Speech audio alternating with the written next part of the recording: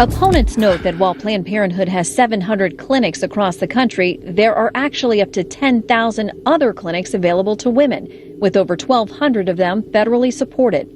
One place they can go is Obria, which operates 6 clinics in Southern California. They don't perform abortions, but they offer many other services. I spoke to Claire Venegas, who works in development and expansion at Obria.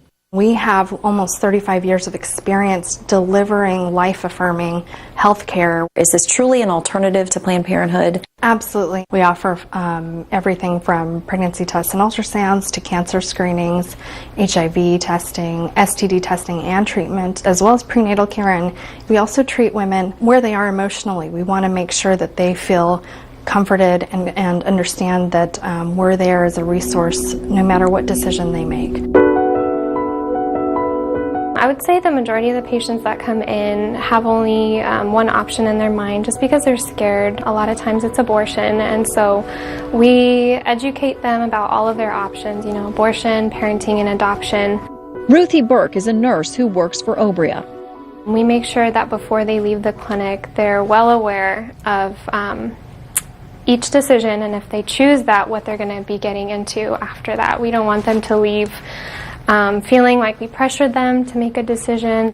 Christy Polidorus is a former patient who now volunteers at Obria.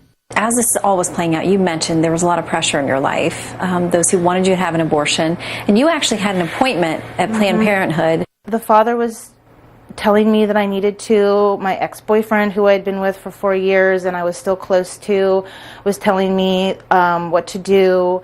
I didn't really have a lot of friends, working and being a single mom. I didn't have a social life. There's been mistakes in my past that I carry with me, and it's a very, very heavy load to carry around for the rest of your life. So I canceled the appointment. I came home and I was still pregnant, and I told everybody, I'm having this baby. Leave me alone. Be in my life or don't be in my life. This is what I'm doing.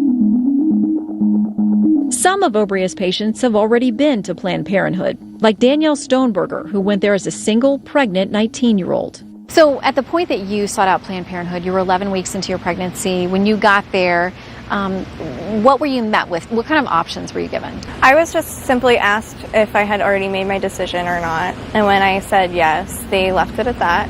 I asked if I could have an ultrasound, and they said no. But that was pretty much it. It was very cut and dry.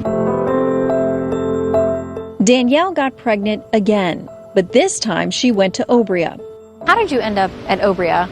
I wanted to go a different route, and I looked up clinics in my area. They counseled me in all 3 different options that a woman has. They really changed my life because I didn't have a support system. This time she had the baby, Ethan, who is now 2.5. That's a great sacrifice for a young woman. It is, but it isn't. There's going to be sacrifices, but then there are also huge blessings with it. Like, I haven't given up any of my goals. I work full-time, I go to school, and I still make time for him and my family and friends. I lead a very well-balanced life, and I'm happy.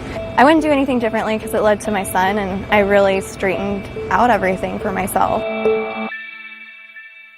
The story we've shown in the last hour isn't going away. It's already become an issue in the presidential election. But the bigger point is what it might say about us. We live in a nation where abortion is legal and safe, but not rare. In the 4 decades since Roe v. Wade, perhaps abortion has become so commonplace that most Americans don't give it much thought.